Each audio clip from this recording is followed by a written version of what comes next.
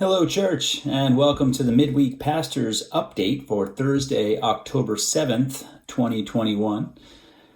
Today is, amongst other things, the 70th birthday of John Cougar Mellencamp. So, I don't know, trivia night is tonight, and they often do the birthdays, so I've just been looking at them, and I was like, oh yeah, so many good songs. So, go listen to Jack and Diane, or Hurt So Good, or Pink Houses, or any of his great songs from the 80s and 90s, and celebrate with good old John Cougar Mellenhead, as we used to call him, or at least the DJs did, I guess, for a while. But anyway, another beautiful week here.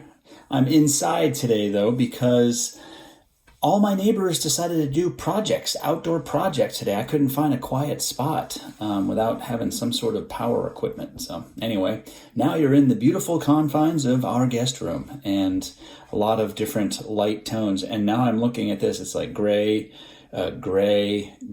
So whatever, here we are. So a few things I wanted to touch base about today. The first is, if you were in church on Sunday or you happened to watch the video, you saw that it was our first communion service. It was World Communion Sunday. And it was our first communion service in a year and a half. And we did it with these individual packaged wafers and juice. And it was okay. It was fine. It worked out well.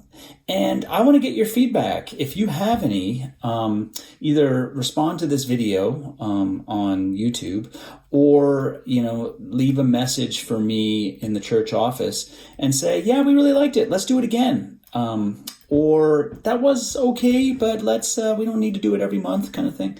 Because we're looking at how we might kind of continue to get back in a pattern of doing our once a month communion.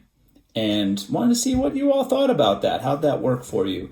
I felt like it was actually a beautiful celebration of something that is so meaningful as our faith community, gathers in worship to celebrate the sacrament in whatever way we can is such an important piece. So I really liked it, but I'd still love to hear what you thought.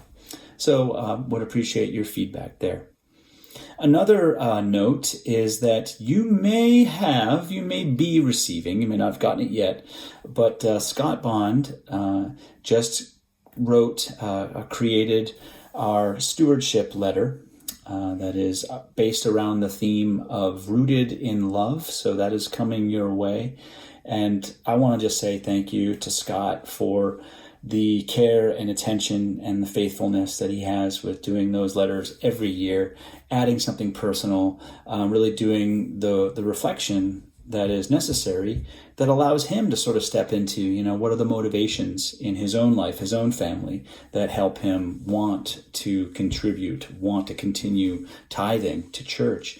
And a letter like this, the stewardship letter, is that opportunity that each one of you gets to have. And so I hope that you will prayerfully consider continuing your gift, or maybe giving for the first time this year in the form of a gift, an ongoing tithe, a pledge, that we can count on and that we can kind of build a budget around as we seek to continue to grow, out of this year of being so much like this. It's time to expand again, kind of, open up some. So thank you for all of you who will be giving or considering giving to this year's pledge drive.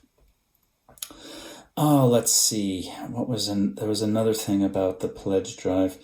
Well, there's a couple other things happening in October anyway, and I mentioned it before, but just to make sure it gets on your calendars for October 29th. That's our next radio show outside, Halloween themed, a little scary, a little spooky, a little suspenseful. And again, that's a bring your own chairs, bring your own beverages or snacks, and come outside. At 6:30 is when it begins. It should be nice and dark by then, and hopefully not too chilly. But anyway, just it's a great event. So we're going to be doing, that's the next one coming up. I hope a lot of you will be able to make it. Also, again, I've mentioned this before, but why not? It's always good to kind of get it in front of folks, that the Ghost Tour is coming up. the tickets are are sold out. So that is once again why I have this wonderful mustache, my rattlesnake dick mustache. So anyway, for those that are able to come to that, I hope that you enjoy it. It's a wonderful event every year. That is just so much fun to be a part of. And I just have to say, thank you for being the kind of church that allows your minister, not allows, encourages your minister to get out there and to have so much fun expressing myself in the community and having such a good time. And the truth is, what we've also seen is these opportunities, these moments, not just about me, but of course, like just having people gather from within our community and without, all these different events that we have, they really open people's eyes and their hearts to this little peculiar community on the hill that we call First Congregational Church of Auburn. And it's led to a lot of different folks saying, I want to come check out your church. And that's a good thing. So all in all, I feel like all these events, all these things, not just the ones I'm participating in, but the events that we are always a part of, gathering in, all the giving of the different events where, the customary ones we do, the crab feed, which we're hoping to do next year. Okay, we're maybe putting it off a little bit, but we're really hoping to do that. But these events that, these big gathering events, the rummage sale, yes, we had to postpone it this year, but there's always next year, just kind of like for the Yankees and for the Cardinals at this point in baseball, to use that metaphor. Just had to get that one in there. You all know I'm a Red Sox fan. But there's always next year as far as the rummage sale goes. So these events are crucial. They're so important to get our, just to stay connected, in the community, just to be a part of it so people know and remember. So that's always fun. It's always a joy to do that. And so, all these radio shows, the ghost tours, all these things end up being just one more way that we get to be out there having a good time in the community and hopefully bringing people closer and wanting to, kind of connect with the church and see what we're all about. So one other thing I wanted to put out there too, as we're coming into stewardship, I'm going to mention this maybe in some way in a sermon this week, but we received just a wonderful gift from one of our church members who died not long ago. And it's Maida June Deal. And she left the church a legacy gift. And I just want to encourage all of you that if you've ever thought about it, or maybe heck, if you haven't thought about it, think about it now. But this opportunity to include the church in your wishes, in your last will, your testament, something that you would, if it's important to you, and you're thinking about pledging and that, maybe it's important to have your gift be an ongoing gift, because the way it works is when you give a legacy gift to the church, it goes into our foundation, which means that your gift will always be there. It will always be a part of all the other gifts that have led to creating this foundation, and that is invested in a variety of funds and accounts.